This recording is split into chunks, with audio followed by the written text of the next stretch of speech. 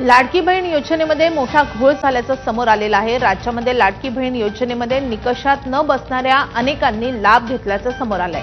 त्यामुळे असा घोळ पुन्हा होऊ नये आणि जर तत्काळ कोणती योजना राबवायची असेल तर संपूर्ण माहिती उपलब्ध असावी, यासाठी राज्य सरकारनं गोल्डन डेटा करायला सुरुवात केलेली आहे। हा गोल्डन डेटा आता पूर्ण झालाय। त्यामध्ये संपूर्ण राज्यातील नागरिकांची सगळी माहिती असणार आहे। लाडकी बहीण योजनेमध्ये पारदर्शकता ठेवण्यासाठी राज्य सरकारकडून वेब पोर्टलची निर्मिती करण्यात आलेली आहे।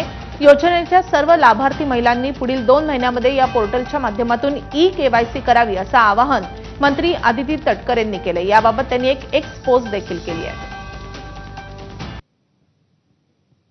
तर काय आहे ही एक्स पोस्ट आपण पाहूयात।